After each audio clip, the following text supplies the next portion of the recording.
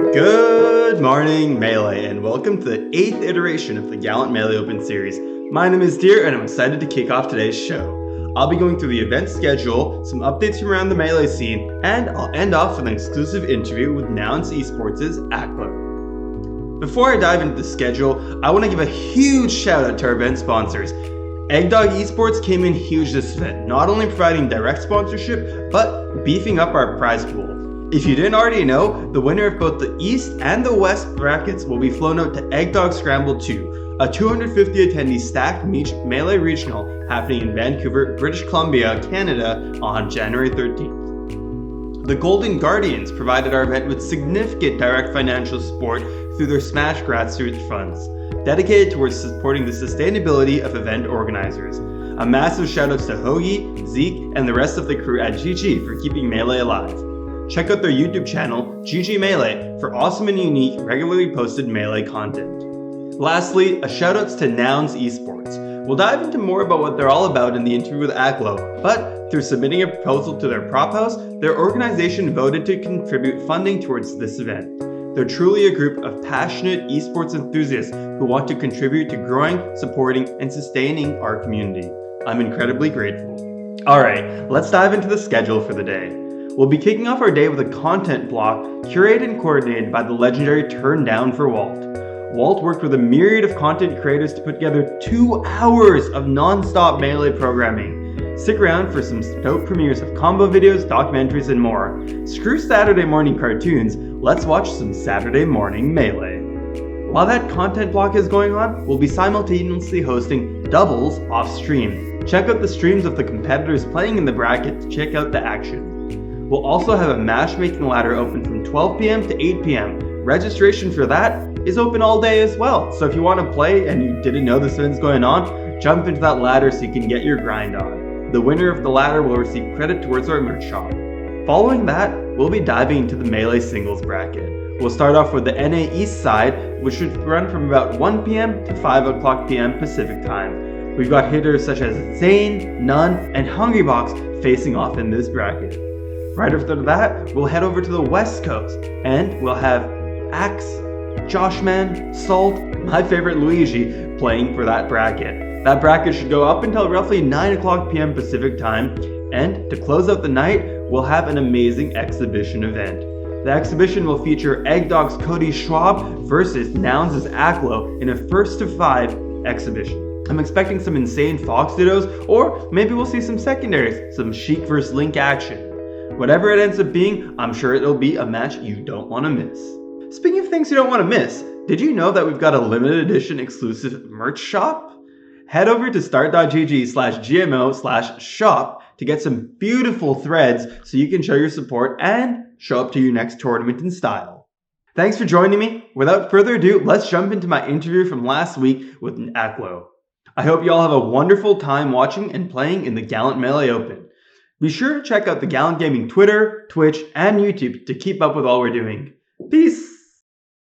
Good morning, Melee. Hello, everyone. My name is Dee here, and I'm joined by the 11th best player in Super Smash Bros. Melee on the Summer 2023 rankings, the best player in New York, the best Link in the world, and one of my favorite Foxes. You know him as Aklo. I know him as Dawood Aklo Rahman. Welcome, Aklo. How's it going, bro? Good. How are you? Glad to have you. Glad to be on the show. Welcome, man. I'm really happy to have you join me, especially off of an amazing top 8 finish at Big House with sick wins over Junebug, Crudo, Kumquat in the Cylinder, and Max, and a really, really nice, exciting set with Zane. How are you feeling off of such a fun weekend at the Big House? I'm feeling really good. I'm pretty proud of how I did at Big House. I will admit, though, I'm kind of feeling like Big House was such a high that now I'm feeling like a little bit low. Do you know what I mean? Yeah, dude, the post-tournament depression is really a thing, when you go through such an exciting time. Yeah. How do you normally have this feeling, or is it this one because of your the tightness of your sets potentially? That Zane set, I know it that last game of the Zane set, you're probably thinking that could have been my game, anybody's game. Does that really influence how you feel afterwards, or do you not dwell on it? I actually don't dwell on it too much, but I definitely was thinking that for a day, But I think maybe a big reason why I'm feeling this way right now is because I know Big House was probably the biggest thing this event that's going to happen for a while. Even though there are other events coming up soon, like Archimela and Santa Paws and Function 3, um, those aren't on the same like scale as Big House, you know? Yeah, Big House truly is one of the melee tournaments of the year, and yeah, I can totally understand what you're saying there. That Link pick, I know that there was the crowd was cheering for you to pick Link. Did the crowd actually decide your pick there, or were you already considering it and you were just like, okay, I'm gonna do it? Because I know you actually like went back to the character select screen and everything like that. Yeah, no. So the crowd actually didn't decide my pick. What decided my pick to switch to Link was well, at Shine, most people saw my set versus Zane in the losers final set where I played Link and I think I got 3-0'd in that set. I'm pretty sure. But a lot of people didn't see. I actually played Zane and also in winners at Shine, and I took a game off him with Link on Dreamland. So I was thinking back to that moment. And he had beat my Fox at Big House. The Big House set on Yoshi's pretty handily, and I figured I beat him on Dreamland with Link before. I'll try it again. So Makes sense. Zooming out from your specific set at Big House, the Link pick is always a really interesting one, and no player plays Link on the level that you do. What decides, or why do you play Link? Yeah, what's the origin of the Aklo Link for those who don't the know? origin is honestly just easy answer, but it's the first character I ever played. And he's just my favorite character in Smash. I think he may not be like the coolest character play wise in Melee, but I think like out of characters like respected to their game, he is the coolest character in the game. Do you know what I mean? I do. Like, he's the coolest Zelda representative, you Yeah, mean? yeah, Yeah. exactly. Yeah. Yeah, a lot cooler than Sheik, right? Yeah. Cool. That makes a lot of sense to me. Going back to when you first got into Melee, then, what is the origin? What got you into Melee? Yeah, what got you started? So I actually have three older brothers, and growing up playing Smash and Melee, is one of the few games we could all four of us could play together. And then I remember my oldest brother, um, he would show us. I think this was even before YouTube was a thing too. He would show us like the sets of PC Chris versus Ken, and even though we didn't enter tournaments back then, we were still interested in like doing the stuff that the competitive players did. So like we learned how to wave dash and dash ins and like chain grab and stuff like that. So I was doing that from like a pretty young age, That and makes yeah, yeah.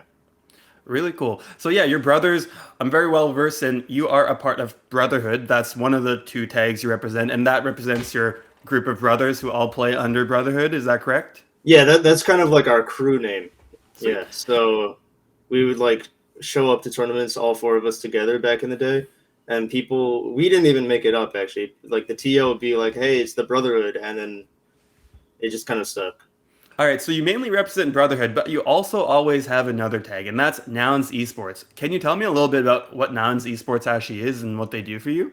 Right, sure. So Nouns Esports is my sponsor, as you know, and Nouns Esports is actually just one branch of many projects that Nouns as a whole funds and supports. So Nouns is a community of like-minded individuals that vote to fund and engage in many different projects. And as I said before, Nouns Esports is just one of many of those projects. And Nouns Esports, they help fund me to get to tournaments. They give me really cool gear, and yeah, they're very supportive in general, and they're always hoping to see me do well. Yeah, I'm in the Nouns Esports Discord because I had to put in a proposal to actually have them vote on supporting the Gallant Melee Open. And it was really cool to see that process. They actually got to let me speak in front of all their groups of contributors and voters, and they let me put in a proposal and everything. But what was really cute in that server is literally every time you were on stream at Big House, they were all just cheering for you there. They really are just a bunch of dudes who love to see cool initiatives like esports and Smash Bros. Melee succeed and support the scene. So yeah, that was really cool to see. So they're obviously helping you get out to tournaments and grind all this stuff out. And so you're pretty invested in the Melee scene. But I want to ask, are you full-time on Melee? Who is the Wood outside of Aklo? And what are you outside of, yeah, Smash these Right, days? right. So I technically am full time right now. Um, So I graduated my undergrad in biology back in May this year, 2023. And since then, I took the summer off to like completely focus on Melee. And I guess my plan from here on is I do want to do stuff with my degree and pursue my career a little bit more. And I want to apply for a job, maybe just like a part-time job, even just to get something started and get stuff written down on my resume. And and then after that, maybe considering going into doing a master's or applying to medical school. I'm not exactly sure yet, but yeah, I probably won't be melee full time like for very much longer. But I mean, oh, sorry. no, no. But I do want to say I still want to take melee as far as I can. Taking Melee as far as it can, the game is 20 plus years old at this point. Every other week, it sounds like on Twitter the game is dying based off how the community reacts. It can be tough, I'm sure, to stay motivated as a top player. But what motivates you to try and be your best at Melee? I think what motivates me to be the best at melee is I guess it's like a little bit of an ego thing, and I think all top players will tell you this. Is like they all have an ego when it comes to melee. Like they don't want someone to be better than them at melee. So seeing other people who really put in the work and can like beat me, that is motivating, right? If you get your shit handed to you, like you wanna stop that, you know? For sure. I think every player who plays competitively knows the feeling of like just not wanting to lose. And in that vein, when you're going into a bracket these days, who are some of the players you want to fight the most and some of the players you want to fight the least? Um, to be honest, I think there aren't really any players that I want to fight the least these days because I really do just want to be beating everyone nowadays. But I guess the players I'm most scared of are either Zane for obvious reasons, and then a lot of the Falco players actually. I do struggle a little bit against Falco. Maybe not struggle, but it's definitely a challenge, you know. Gotcha. And players I want to play the most is just the players that I haven't played much in bracket before, or the players that I haven't got a win on yet. So Mango, I've taken the game 2 out of 3 times now, and I'd really like to get a win on him. Zane, I've never taken to game 5 even. I've only taken him to game 4s, and it'd be cool to take a set off him. So yeah. For sure. You fight a lot of really, really strong players. And one thing about these players are at your local scene playing in New York, you fight a lot of digital controller players, namely Hacks Money on the box almost every week. So I wanted to ask you, because it's a pretty pertinent topic in the community these days, fobs, OEMs, Goom waves, rectangles, controllers are everywhere. Where do you stand on controllers and what kind of controller do you use and how much do you think controllers are a really big deal? So I use a fob. I use the regular button layout. I don't use Z-Jump or anything like that. But as for all the modifications and different types of controllers, I think it would have been cool, I guess, like if those things like never happened. But I do think we shouldn't like go back on that. And It's okay. It's okay. I've also got a GameCube controller. We shouldn't. You think we opened up this box of worms, basically, or like we opened a yeah. Pandora's box and now we can't really put it back in? Is your kind of thoughts on Like that? I guess like the argument in the beginning was that people were saying, "Oh yeah, I'm using a box because my hands are really messed up." But I think the majority of people nowadays are not using a box because their hands are messed up. Yeah, makes sense. So you think that it offers just this different control method and input method, just it changes the playing field a bit much?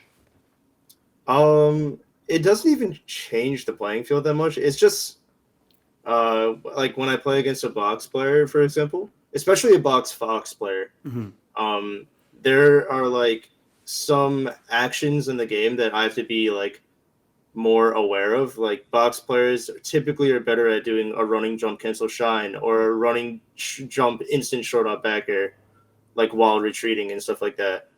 and then like I'll see that and I'll be like, wow, how did he do that? I'm just like, oh wait, that's how he did that. So Right. It makes certain techniques easier, and you can actually assume more that they're going to be doing them because they have that option available. When on a GameCube controller, even you, one of the most technical players, is like, man, like I couldn't probably be hitting that on a regular basis, or I'd have to like work really hard to hit that.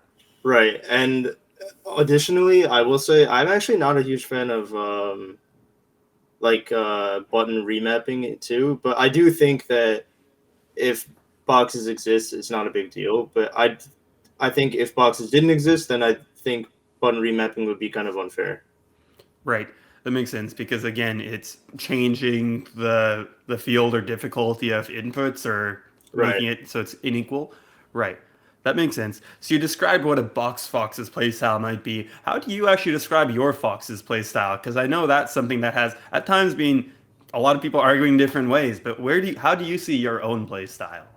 I think I'm definitely very defensive, but I think I'm a very calculated player, even if I'm not super reactive all the time. I think every decision I make, I'm doing it for a reason, right? I'm not just like I'm weighing the ups and downs of a decision when I make them. Got you. When you're trying to improve as a top player, what is your training regimen, or what are the big things that you right now feel like you're doing towards your growth and improvement? And how does Slippy fit into all of this?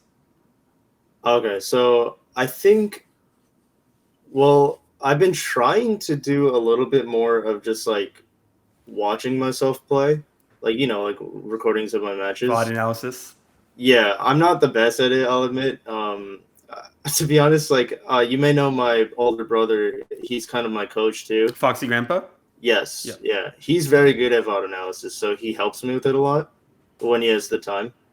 But I think Slippy is also a huge deal because obviously Slippy files, Slippy replays, easy to watch, easy to watch back, and also it allows you to play like all the best players in your region and also outside of your region like so easily, Mhm.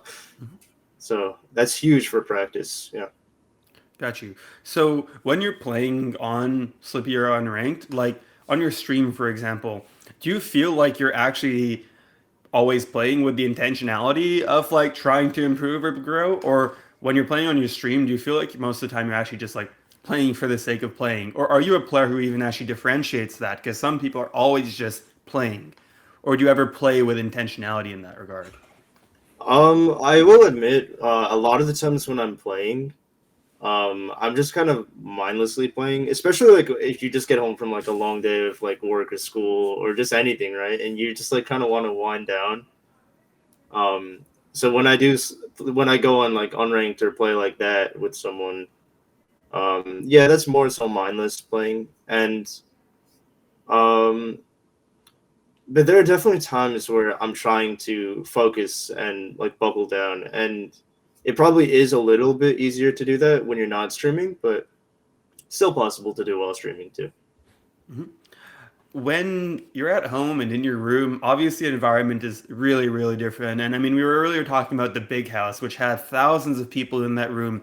Are you a player who the crowd and the energy of being in person at the tournament actually you feel like affects your or impacts your play? How do you actually drown that all out and just focus on the game?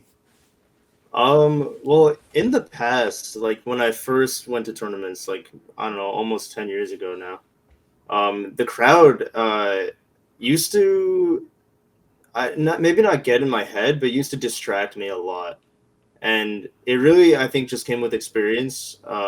Just like having to be exposed to that like loud crowds over and over again.